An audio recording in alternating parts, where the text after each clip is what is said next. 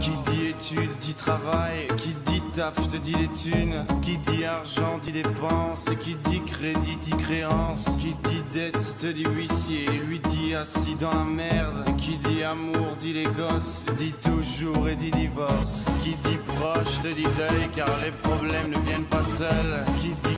Olá amigos do YouTube, tudo bom? Hoje o nosso tema é sobre o Estatuto da Família.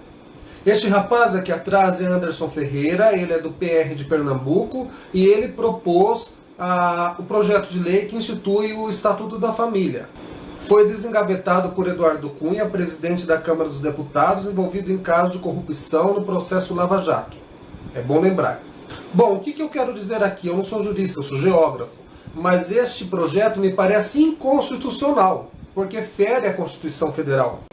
Quando você coloca apenas no Estatuto da Família as famílias formadas por homens e mulheres, exclui os homossexuais, este é um caso de preconceito e discriminação para esta parte da população brasileira, que também paga impostos, assim como os heterossexuais. Tá? Como que fica o Estatuto da Família? Ele passou pela Câmara dos Deputados, ainda precisaria passar pelo Senado. O Senado é mais progressista do que a Câmara dos Deputados. Temos a bancada católica, a bancada evangélica. Então, são bancadas reacionárias do ponto de vista de conceder direitos à parte importante da população. Tá? Bom, o projeto tem que passar pelo Senado e depois ainda pelo veto ou aprovação de Dilma Rousseff. Situação que eu acho difícil acontecer. Além disso, caso todas essas fases ocorram, ainda tem o STF, o Supremo Tribunal Federal. E o Supremo Tribunal Federal, em 5 de maio de 2011, disse por unanimidade que os casais homoafetivos formam família sim. Ou seja, por isso que esse projeto é inconstitucional, porque o STF já decidiu lá atrás que os casais homoafetivos são considerados sim famílias, desde que com um contrato de união estável ou casamento civil, que foi aprovado em 2013 pelo Conselho Nacional de Justiça, onde presidia Joaquim Barbosa, um grande jurista brasileiro. Eu acho importante separar algumas coisas, ok? Tanto a bancada católica quanto a bancada evangélica, elas estão unidas no Congresso Nacional contra a extensão dos direitos civis aos casais homoafetivos, ok? Tudo bem? Bom, como que funciona isso?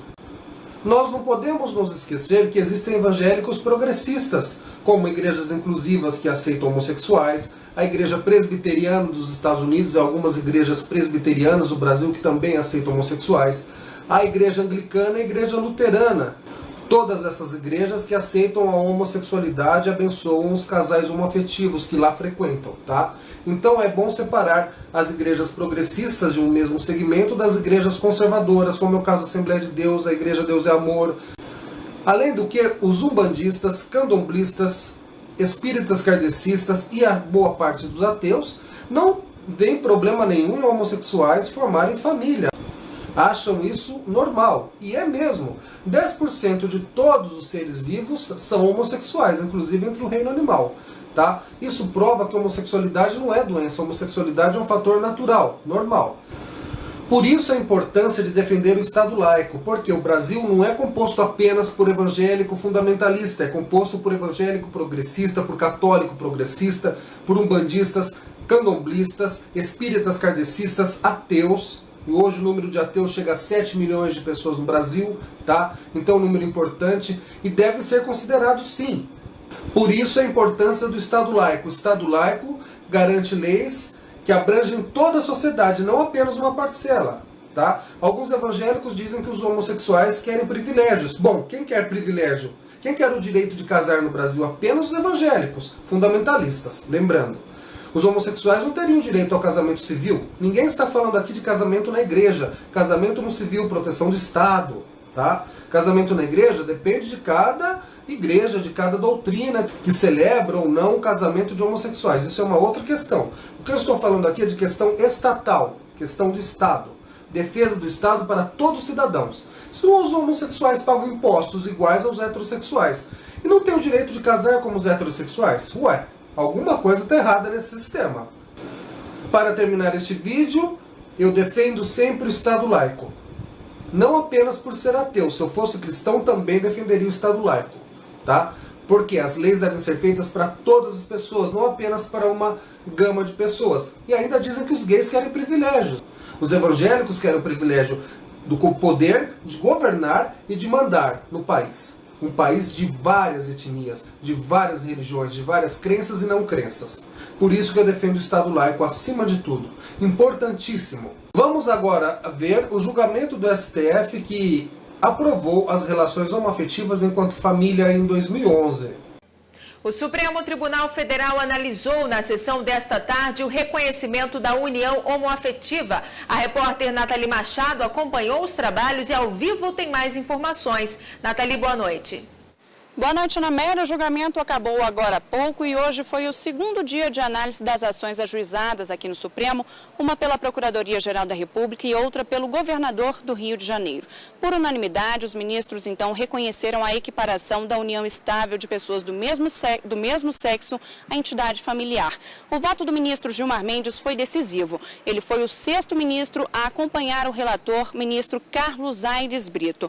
Durante a sessão, alguns ministros destacaram que a omissão da análise desse tema seria uma forma de estimular o preconceito. Metade do pleno votou. O ministro Luiz Fux deu continuidade ao trabalho e lembrou que a união homoafetiva é uma realidade dos dias atuais. Ainda destacou que, no entendimento dele, a Constituição Federal favorece o reconhecimento da família constituída por pessoas do mesmo sexo. Mas a homossexualidade, se ela é um traço da personalidade, isto significa dizer que ela caracteriza a humanidade de uma determinada pessoa. A homossexualidade não é crime.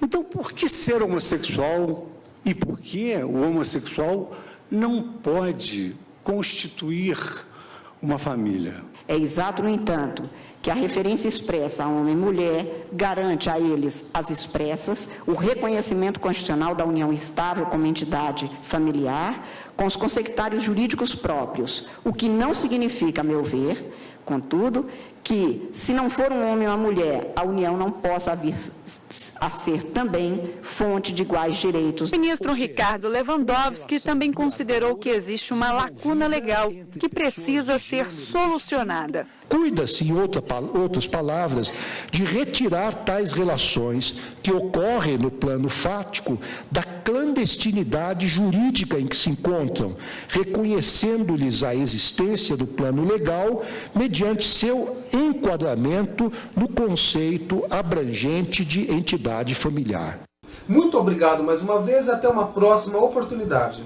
Fatigue du réveil, encore sur de la veille. Alors on sort pour oublier tous les problèmes. Alors on danse. Alors on danse.